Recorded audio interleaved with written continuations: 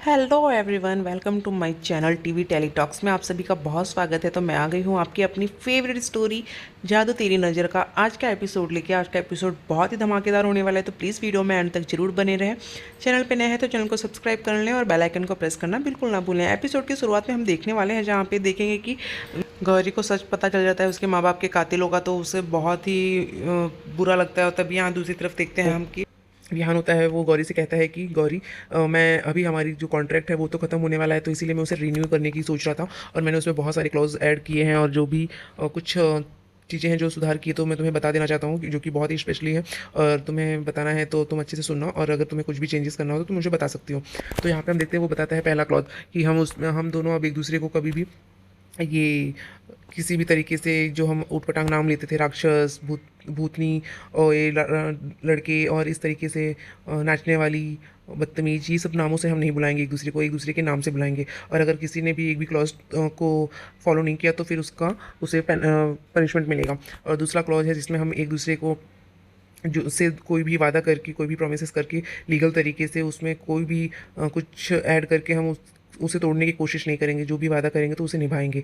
तो यहाँ पे हम देखते हैं वो ये सारी क्लोजेस बोलता रहता है। तभी वो बोलता है कि मैं तुम्हारे माँ बाप की हत्यारों का भी पता लगवाऊंगा। तो वो बोलता है कि उसके लिए मुझे अपनी जान भी देनी पड़े तो भी मैं उसके लिए कभी पीछे नहीं हटूंगा। तो वो बोलती है कि चलो ठीक है, तब आ जाओ।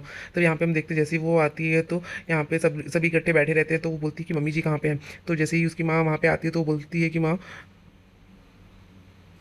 मेरे मम्मी पापा की मौत कैसे हुई थी। और दूसरी तरफ हम यहाँ पे हम देखते हैं जो विहान का हमशक्ल होता है वो केसर को गोद में उठा के लेके जाता रहता है। तभी यहाँ पे गौरी भी जो है वो अपनी माँ से पूछती रहती है, अपनी सासू माँ से, कि कहाँ है मम्मी, मम्मी जी, मेरे मम्मी पापा के हत्या कैसे हुई थी, उनकी मौत कैसे हुई। दूसरी तरफ हम देखते हैं कि जो विहान का हमशक्ल है वो केसर को लेके जाके गाड़ी में बैठा देता है। और गाड़ी में जैसे ही वो बैठती है वो अभी भी बेहोशी की हालत में रहती है। और यहाँ पे जैसे ही वो ये देखता है तो वो उसे देखने लगता है 2 मिनट के लिए ऐसे ही। और उसके बाल, उसके कान की बाली जो होती है वो उसके कपड़े में फंस जाती है। और वैसे ही वो निकाल के फिर उसे देखता रहता है और उसके बालों को ठीक करता है, क्योंकि उसके बाल जो है वो थोड़े आगे आ जाते हैं, क्योंकि चोट भी लगी होती है उसको। तो वो उसको देख के फिर तभी उसे कुछ आवाज़ें आती हैं जंगल से। तो वो तुरंत उसकी गाड़ी को लॉक कर देता है और उसे ढूंढने के लिए निकल जाता है कि ये क्या है, कौन है जो यहाँ पे है। तभी दूसरी तरफ हम देखते हैं कि जो विहान की माँ होती है वो बोलती है कि जो जैसा कि तुम्हें बताया गया था, विहान ने जैसा बताया था वैसे ही उसकी उनकी मौत हुई थी। तो वो बोलती है कि नहीं माँ, ऐसे नहीं हुई थी, आप बताइए क्या हुआ था। उन्हें उनकी मौत तो अगर उनको पता था कि रिजवा उनके पास है तो मेरी मम्मी पापा ने छुपने की कोशिश क्यों नहीं की। और अगर उन्होंने ये नहीं किया तो फिर वो सब कैसे हुआ, क्योंकि उनकी मौत तो सिर्फ एक रिजवा की वजह से ही हो सकती है, क्योंकि आप लोग को भी पता है कि मुझ पे उसकी शक्तियों का असर नहीं होता।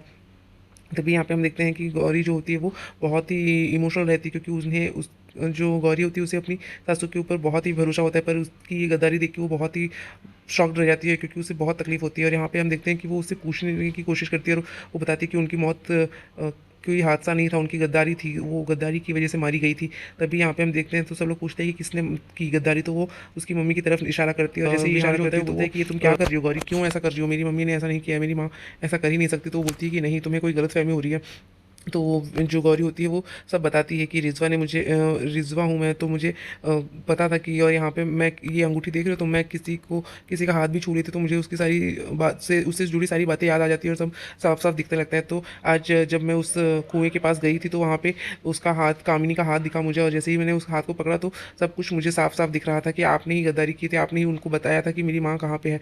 तो ये सब देख के वो बहुत रोती रहती है और बोलती रहती है, तो रोती रहती है, बोलती है कि देखो, तो आप बता दीजिए क्या मजबूरी थी माँ, अगर मुझे कोई भी बात है तो आप मुझे बताइए क्या दिक्कत थी, क्या प्रॉब्लम थी। तो वो बोलती है कि वो, उसकी माँ होती है वो कुछ बोलती नहीं, वो चुपचाप सुनती रहती है, क्योंकि उसे ये बात पता रहती है कि उसी ने बताया है। और यहाँ पे गौरी को इस तरीके से रोते हुए देख उसे बहुत ही, विहान को भी बिल्कुल भी अच्छा नहीं लगता। पर वो उससे बोलता है कि तुम इस तरीके से मेरी माँ के ऊपर इल्ज़ाम नहीं लगा सकती, वो डायन है, तो उससे जुड़ी बातें वो कुछ भी झूठा भी बना के दिखा सकती है तुमको, तो तुम उस बात पे कैसे भरोसा कर सकती हो। तो यहाँ पे हम देखते हैं कि वो बोलती है कि जैसे ही मैं अंगूठी पहनती हूँ तो उससे जुड़ी हर चीज़ें मेरे को साफ साफ नज़र आती है विहान, तो मेरी बात को क्यों नहीं यकीन कर रहे हो। तो यहाँ पे हम देखते हैं कि वो बहुत रोती रहती है, क्योंकि उसको बहुत तकलीफ होती है। तो वो बोलती है देखिए, मुझे कोई भी बदला लेना नहीं है, मुझे कुछ भी नहीं जानना है, बस आप मुझे बता दीजिए कि ये इसके पीछे का क्या कारण, क्या है, किस वजह से आपको ये, क्या मजबूरी थी जो आपको ये बताना पड़ा। यहाँ पे जो विहान होता है वो बोलता है कि देखो गौरी, मैं समझता हूँ तुम्हारी दर्द को, मैं तुमसे बोल रहा हूँ कि मैं तुम्हारे माँ बाप के कातिलों का पता लगाने के लिए पूरी कोशिश करूँगा और मैं हमेशा तुम्हारे साथ रहूँगा। पर तो यहाँ पे हम देखते हैं कि वो गौरी जो होती है वो बोलती है कि लेकिन वो तो सामने ही है, तुम्हें पता ही चल रहा है, तो फिर क्यों तुम इस तरीके से बोल रहे हो। तो फिर यहाँ पे हम देखते हैं कि वो बोलता है कि मेरी माँ ऐसा नहीं कर सकती कभी। तभी यहाँ पे हम देखते हैं हर्ष जो होता है वो बोलता है कि लेकिन इसका पता अभी हम लग जाएगा, क्योंकि चलो कोई बात नहीं, कामिनी तो एक डायन है, तो जिसकी वजह से हमें उसका पता हम उसकी बातों को समझ सकते हैं कि वो झूठ बोलती है। पर अभी अगर ताई जी के हाथ से वो उनके कंगन को छू के वो उन्होंने कब से पहना होगा, तो वो कंगन से जुड़ी सारी बातें तो समझ में आ जाएगी, आपको पता चल जाएगी, तो आप वो कंगन को टच करके भी तो पता कर सकती हो। तभी यहाँ पे हम देखते हैं कि वो उसे कंगन को टच करने के लिए बोलता है, जो हर्ष होता है। दूसरी तरफ हम देखते हैं कि जो केशर होती है उसको होश आता है, तो उसको दर्द होता है और वो सोचती है अरे खून कितना बह रहा है, चोट लगी होती है, तो उसे उसकी वजह से वो बेहोश हो जाती है। और यहाँ पे हम देखते हैं कि वो ये सब देख के बहुत परेशान होती है, तभी गाड़ी को अनलॉक करने की कोशिश करती है, पर वो अनलॉक नहीं होती है। तभी उसको दर्द भी होता रहता है। और यहाँ पे हम देखते हैं कि वो सोचती है कि कैसे मैं बाहर निकलूँ, पर निकल नहीं पाती। तभी वो गाड़ी को हॉर्न बजाने की कोशिश करती है, और जैसे ही वो एक्सीलेटर चला दबाती है, और तो गाड़ी जो होती है वो आगे भाग जाती है। और यहाँ पे हम देखते हैं कि जो विहान का डुप्लीकेट होता है उसके ऊपर वो गाड़ी आ जाती है, तो जैसे ही उसे गाड़ी से ठोकर लगती है तो वो तुरंत गाड़ी को धक्का दे देता है, तो गाड़ी पीछे चली जाती है। तो इस वजह से वो डर जाती है कि मैंने कुछ नहीं किया है। तभी विहान जो होता है वो गाड़ी को अनलॉक कर देता है, और वो बाहर आके पूछती है कि आपको चोट तो नहीं लगी। तो वो बोलता है कि तुम यहाँ पे कैसे आई। तो वो बोलता है कि ये तुम्हारी गाड़ी है, तुम्हारे पास चाबी है, तो ये तुम्हारी ही गाड़ी हुई ना, क्योंकि मैं तो साइकिल से थी, तो ये कैसे यहाँ पे 4 चक्के में आ गई। तभी वो बोलती है कि वो गुंडे सिर्फ तुम्हारी ही भेजे हुए थे ना, तुमने ही हीरो बनने के लिए उस गुंडे को भेजा था। तो बोलता है कि वो मेरी शक्ल सिर्फ हीरो की तरह है, पर मैं हीरो नहीं हूँ। पर यहाँ पे वो बोलती है कि एक अच्छी लड़की को, सुंदर लड़की को क्या देखा तो तुम हीरोइन को पकड़ लेते हैं। तो वो बोलता है कि हीरोइन, यहाँ पे हीरोइन कौन है। तो यहाँ पे वो बोलती है कि अच्छा तुम्हें, तुम्हारे हिसाब से मैं सुंदर नहीं लगती हूँ। तो फिर ये बोलता है कि नहीं, तुम इतनी भी सुंदर नहीं हो। तो इतना बोलता है, तभी वो गुस्से में केसर जो होती है वो बोलती है कि तुम ये ऐसे नहीं कर सकते, तुम गाड़ी पे क्यों बंद किया मुझे तुमने। तो वो बोलता है कि तुम्हें अच्छा बुरा इसलिए लग रहा है कि मैंने तुम्हें गाड़ी में बंद किया, या फिर तुम्हें सुंदर नहीं बोला।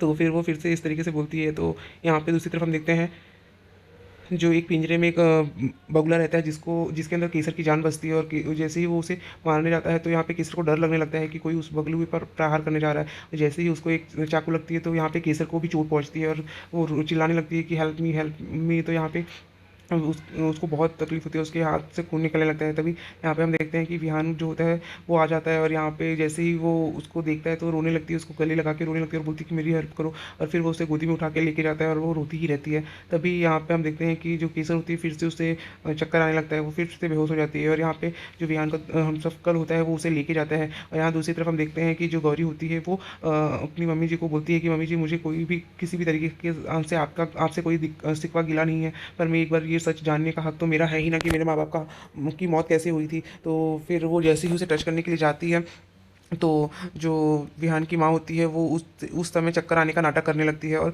वैसे ही चक्कर आ जाता है तो वो तुरंत गिर जाती है। तभी जो चाची जी होती है वो उसको बोलती है कि हो गई ना खुशी, तसल्ली मिल गई ना तुझे कि इनकी तबीयत टेंशन देगी तुमने, इनकी तबीयत ख़राब कर दी। तभी यहाँ पे हम देखते हैं कि वो उसे टच करने नहीं जाती। तब विहान जो होता है वो गुस्से में उसका हाथ पकड़ लेता है गौरी का, और उसे लेके आ जाता है बाहर, घर से बाहर निकाल देता है। और ये देख के गौरी को बहुत ही गंदा लगता है कि विहान ने उस तरीके से इसकी इंसल्ट की। और जैसे ही वो बाहर निकालता है वैसे ही उसके घर के अंदर आके वो घर बंद कर लेता है। और यहाँ पे गौरी को बहुत अकेला फील होता है और वो रोने लगती है। और यहाँ पे विहान को भी बहुत तकलीफ होती है कि उस तरीके से उसने गौरी के साथ सलूक किया, तो जिसकी वजह से वो रोता रहता है वो भी। और यहाँ पे गौरी जो होती है बहुत ही इमोशनल हो जाती है।